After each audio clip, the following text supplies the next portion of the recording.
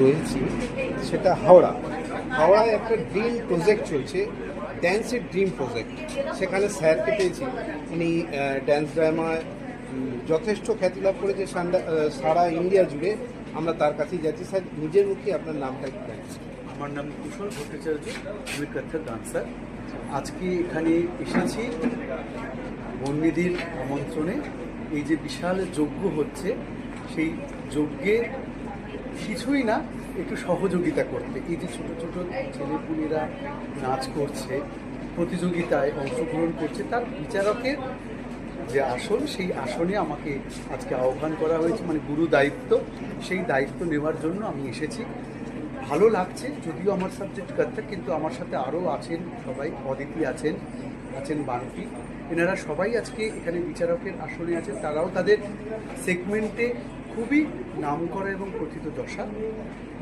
সেইখান থেকে আজকে খুব ভালো লাগছে এরকম একটা সুন্দর অনুষ্ঠানে এসে এত ছোট ছোট ট্যালেন্টেড ছেলেপুলেরা তাদের ট্যালেন্টকে দেখাচ্ছে, যে সত্যি কখনো কখনো মনে হচ্ছে এটা খুব শক্ত হয়ে পড়ছে তাদেরকে মার্কস দেওয়া। তা কে একটু বেশি হচ্ছে, কে একটু কম করছে, এটা একটু কঠিন হয়ে যাচ্ছে। স্যার, আমি একটি ব্যক্তিগত প্রশ্ন করছি। স্যার, আপনি কত বছর বয়স থেকে ড্যান্সের সঙ্গে? দেখুন, আমার নাচের যে সময়কাল সেটা অনেক বছর। কারণ আমার যখন 5 বছর কি 4.5 বছর, আমি শুনেছিলাম যে আমার ঠাকুমা খুব নাচের প্রতি ইন্টারেস্টেড ছিল এবং দেখেছিল আমি নাকি গান চললে নাচ করি। তখন আমার ঠাকুমা আমাকে নাচের স্কুলে ভর্তি করিয়ে দেয় বাবাকে বলে।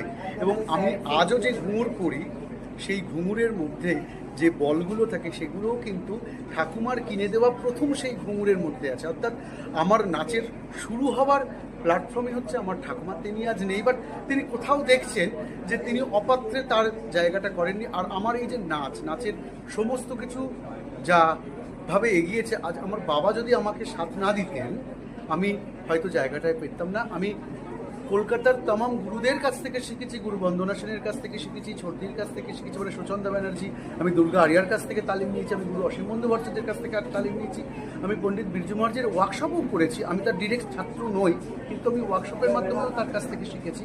তো এই যে জায়গাগুলোতে নিয়ে যাওয়া, সেটা আমার বাবা যদি না থাকতেন কৃষ্ণকমল ভট্টাচার্য, তাহলে হয়তো আজকে আমি যেটুকু করতে পারছি সেটুকু করতে পারতাম না, আর আমার ফ্যামিলি সাপোর্ট। তো এই হচ্ছে আমার জার্নি।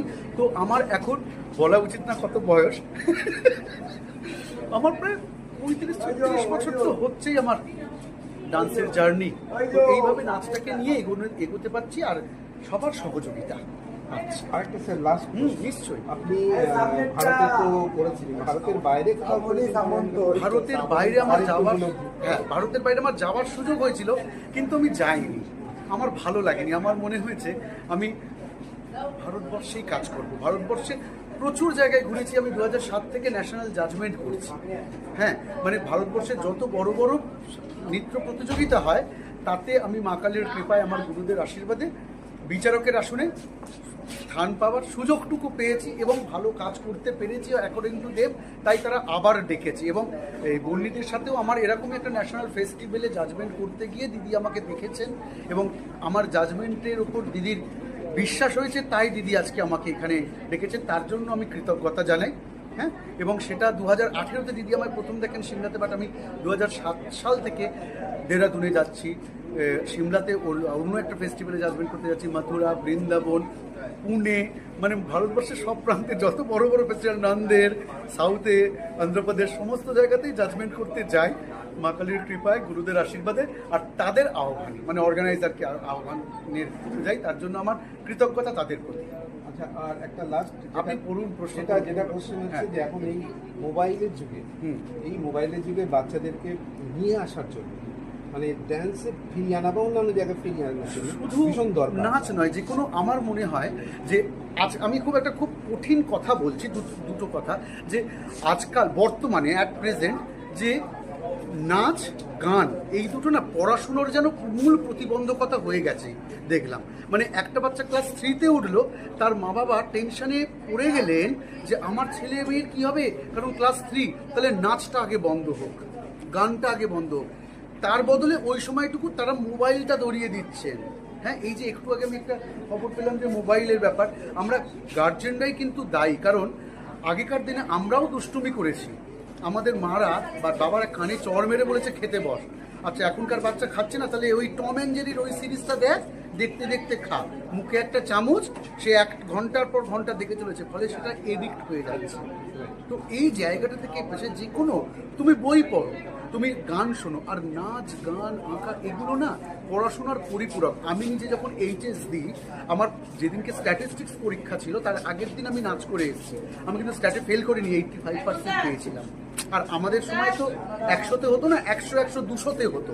হ্যাঁ, 5 ঘন্টার 3-6 ঘন্টার পরীক্ষা। তো আমরা পড়াশোনাটার সাথে সাথে নাচ গানটাকে করেছি। এবং আমি স্কুলে চাকরি করতাম, আমার ইকোনমিক্স নিয়ে মাস্টার্স করা, আমি নাচ করব বলে স্কুলের চাকরি ছেড়ে দিয়েছি। আমি ইকোনমিক্সে পড়াতাম একটা স্কুলে। এবং বর্তমানে নাচ গান এগুলো তো এক্সট্রা কারিকুলার অ্যাক্টিভিটিস নয়। তাহলে এক্সট্রা কারিকুলার অ্যাক্টিভিটিস থাকলে রবীন্দ্রভারতীতে নাচ নিয়ে পড়াশোনা হতো না, বিশ্বভারতীতে নাচ নিয়ে পড়াশোনা হতো না, খায়রাগড় ইউনিভার্সিটি নাচ নিয়ে পড়াশোনা হতো না। তো এগুলো মেন স্ট্রিম। এবং পড়াশুনোর না হিস্ট্রির একটা সিলেবাস আছে, জিওগ্রাফির সিলেবাস আছে, পারফর্মিং আর্টসের কোনো সিলেবাস নেই। এটা আরও বেশি কঠিন। হ্যাঁ, পারফর্মিং আর্টসটা আরও বেশি কঠিন। যারা কাজ করে যাচ্ছে, আমি তো সবাইকে খুব বাহবা দিই যে তোমরা সুন্দরভাবে নাচ গান, শুধু নাচ কেন, নাচ গান আঁকা, যারা পারফর্মিং আর্টসের সাথে যুক্ত সেইভাবে এগিয়ে চলছে। তো আমার গার্জেনদের প্রতি একটাই বলার, নাচ গানকে না অফ করিয়ে অসুস্থ পরিবেশের মধ্যে ঢুকিয়ে দেবেন না। আর একটা জিনিস যেটা খুব মনে হয়, এই বর্তমান পরিস্থিতিতে একটা রিয়েলিটি শো সুস্থ সংস্কৃতির গলা টিপে ধরেছে। কারণ আমি রিসেন্ট কোনো একটা রিয়েলিটি শোতে রবীন্দ্রনাথকে যেভাবে শেষ করতে দেখলাম, সেটা বাঙালি হিসেবে খুব লজ্জাকর ব্যাপার। তো সঠিকভাবে শেখো, সুস্থ পরিবেশে নাচ গান শেখো, সুস্থ শেখো। একদম ঠিক বলেছেন স্যার। আপনার নাম? আমার নাম কুশল ভট্টাচার্য। ধন্যবাদ। हमारा ड्रीम आर्ट बसंत उत्सव, इसमें हम अपने जो पार्टिसिपेंट्स हैं, जो बच्चे हैं, जो एज ग्रुप 16 से ऊपर की जो ओपन ग्रुप है, हम सबको कॉर्डिनेट इन्वाइट किए थे कि यहाँ पे आकर परफॉर्म करें और इसमें अपना हुनर दिखाएं। तो बहुत सारे बच्चे जो है आए थे, बहुत सारे एजेड भी आए थे, स्पेशल चाइल्ड भी आया था, और उन्होंने अपना हुनर दिखाया, उन्होंने अपना परफॉर्म किए। और मुझे बहुत अच्छा लगा कि ये जो मतलब मैं बहुत दिनों से नहीं बुलाई थी, बहुत शॉर्ट टाइम की नोटिस में ये प्रोग्राम अरेंज हुआ था। तो इसमें हमें बहुत अच्छा रिस्पांस मिला है। और हमने कुछ स्पेशल परफॉर्मेंस रखे थे, जैसे सॉन्ग का एक परफॉर्मेंस रखे थे। एक लेडीज़ क्लब है जो लोग योगा के ऊपर डांस करते हैं, हमने उनको बुलाए थे कि वो भी आके डांस किए थे। ये टोटल प्रोग्राम जो है हमारी ऑर्गेनाइजेशन ने ऑर्गेनाइज किया था। इसलिए हमारी ऑर्गेनाइजेशन की मोटो है वो है कि मोबाइल एडिक्शन को छोड़ के, मोबाइल एडिक्टेड बच्चे, मोबाइल एडिक्टेड जो हमारे जनरेशन है, हमारे नेक्स्ट जनरेशन है, हमारे अपकमिंग जनरेशन है, इनको मोबाइल एडिक्शन से बाहर निकाल के कुछ नया करवाने का सोचना, यही हमारी हुनर है, मतलब यही हमारा सोच है। इसी सोच के चलते हमने ये प्रोग्राम ऑर्गेनाइज किया। कितने बच्चे आपके यहाँ पे तकरीबन 32 बच्चे पार्टिसिपेट किए थे। ग्रुप भी था, एक ग्रुप ने बहुत अच्छा परफॉर्म किया है। और हमने देखिए, हम सबको तो कुछ नहीं कर सकते हैं। जैसे सी ग्रुप में था, तो सी ग्रुप में सब बच्चे जो है एक सेगमेंट में डांस परफॉर्म कर रहे थे। उनको हम तो एक सेगमेंट में जो डांस परफॉर्म कर रहा है, उनको तो हम ऐसे फर्स्ट सेकंड थर्ड दे नहीं सकते हैं। तो उसमें थोड़ा सा उन लोगों को लगा कि हमारे साथ नाइंसाफी हुआ, लेकिन ठीक है, हम नेक्स्ट टाइम, हमारी भी कुछ गलतियाँ थी क्योंकि हमने उस चीज़ को हमने अनाउंस नहीं किए थे। वो भी शायद मेंटल प्रिपरेशन होके आए थे। एनीवे, वो हम गलतियों से सीखते हैं। हम सोचते हैं कि गलती हमसे होता ही है, हम गलती करते हैं सीखने के लिए। गिर के उठना ही सबसे बड़ा क्या बोलूँ अचीवमेंट होता है। अगर हम गिरेंगे नहीं तो हम उठेंगे भी नहीं, हम अचीव भी नहीं कर पाएंगे। मैडम, एक बात और ये है कि बच्चे लोग आए, इसमें कोई एंट्री फी क्या था? हाँ, एंट्री फी एक थी, एंट्री फी थी क्योंकि देखिए, बिना एंट्री फी के अगर बच्चे आएंगे भी तो उनके अंदर वो चाहत नहीं होगी कि हम आए। फ्री में आप कुछ भी दे दीजिए, फ्री का चीज़ बहुत अच्छा नहीं होता, इसलिए हमने एंट्री फी रखे थे।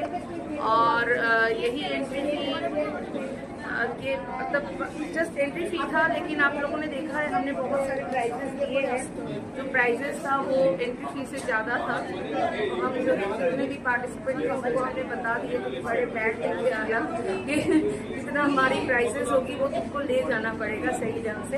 हाँ, थोड़ी सी हमारी गलती हुई है, जैसे नटराज की मूर्ति हमें पहले दे देना चाहिए था, लेकिन वो आखिर में जैसे थोड़ा सा मिसमैनेजमेंट हमारी तरफ से हुई है। लेकिन हाँ, हम फिर से हम बोल रहे हैं, हम गलती से ही सीखते हैं, हम फिर से गलती से सीखेंगे। और अपनी बात बताइए, मेरा नंबर ये जगह जहाँ पे हुआ है ये तो बोलागिरी कला मंदिर है, लेकिन हमारी जो संस्था है, हमारी जो ऑर्गेनाइजेशन है, ये हावड़ा दाशनगर से होते हैं। इसका नाम रैम्पिंग्स है। इनका कोई अगर आपसे मिलना चाहते तो कैसे करें? हमारे फ़ोन नंबर दिया हुआ है 9674524384 फ़ोन नंबर है हमारा, और हमारा लोकेशन है Rajnagar Howrah, near Rajnagar railway station.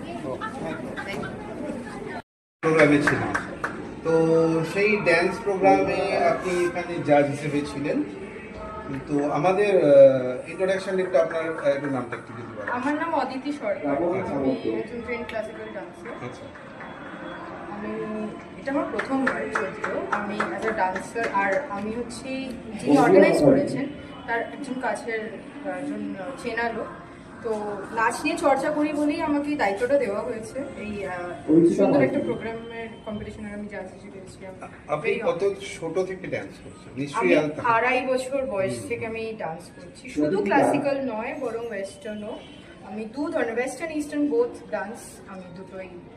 আচ্ছা, মোটামুটি মানে কাদের সান্নিধ্যে আপনি এসেছেন? আমি সত্যি বলতে আমি ছোট থেকে সুরসুধা বলে ডান্স যে সংস্থা করি তাতে নাচ শিখতাম।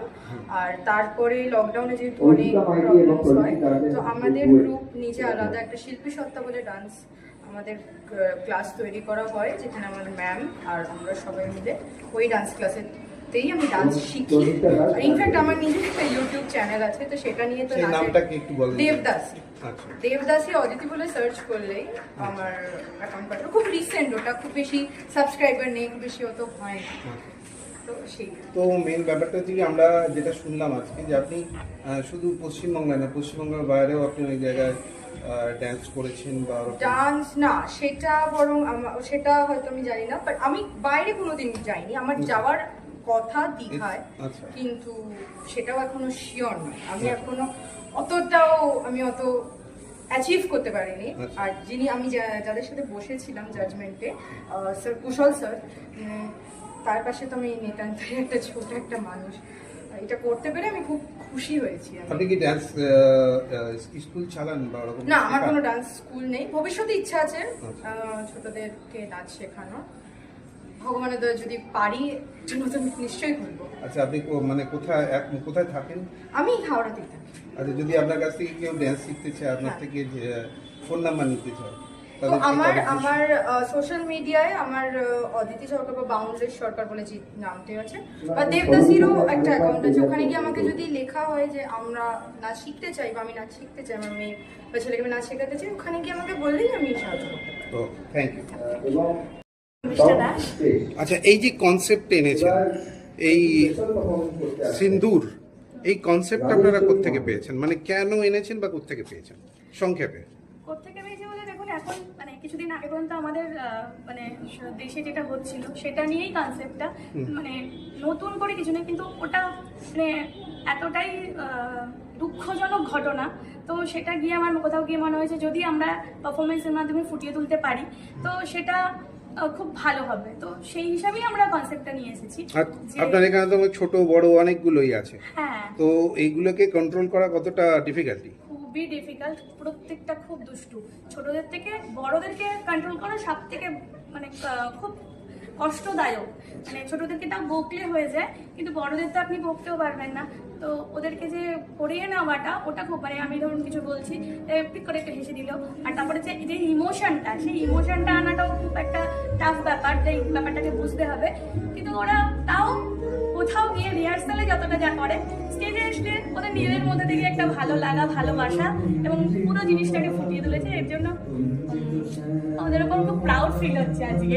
আচ্ছা তো আর লাস্ট কথা যেটা এই এই যে গ্রুপটা, এই গ্রুপটা নিয়ে আপনি আরো নতুন কিছু চিন্তা করছেন, আরো বড় কিছু চিন্তা করছেন? হ্যাঁ, এই গ্রুপটাকে অ্যাকচুয়ালি আমরা বানিয়েছি যে আমরা যদি ভালো ভালো পারফরমেন্স দিয়ে ভালো ভালো জায়গায় যেতে চাই। বিভিন্ন শো আসে, বিভিন্ন শো হয়, তো গ্রুপ মানে হচ্ছে একতা। যদি গ্রুপে একতা করা যায় এবং একতা আনা যায় তো সেই গ্রুপটাকে নিয়ে অনেক দূর পর্যন্ত পৌঁছানো যায়। কোথা থেকে এসেছেন আপনি? আমরা হাওড়া চুনাবাড়ি থেকে এসেছি। চুনামাটি। হ্যাঁ। বাহ। কি নাম? প্রোগ্রাম হয়েছে যে নবনীত করেছে, এখানে ডান্স কম্পিটিশন হয়েছে। এই ডান্স কম্পিটিশনটা আমি এখন জাস্ট ছিলাম, এখানে ডান্স ওয়েস্টার্ন ক্লাসিক্যাল সব মিলিয়ে হয়েছে।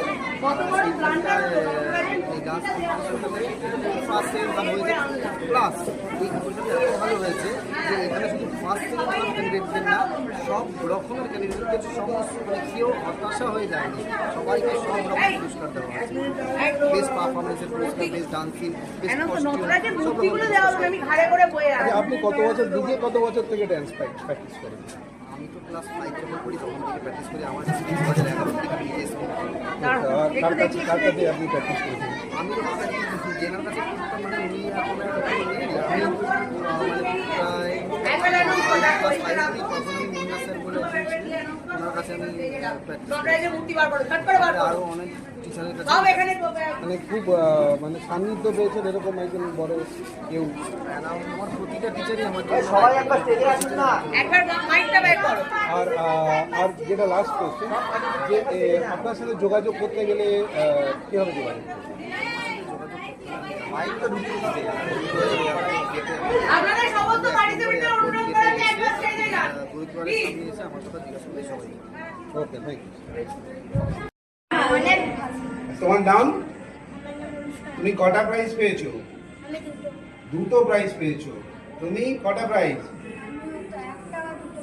একটা কি দুটো? ভালো করে মনে নেই, তাই তো? আর তোমরা? তিনটে বা আবার বা চারটে। তার মানে তোমরা টোটাল গুলো কতগুলো পেলে?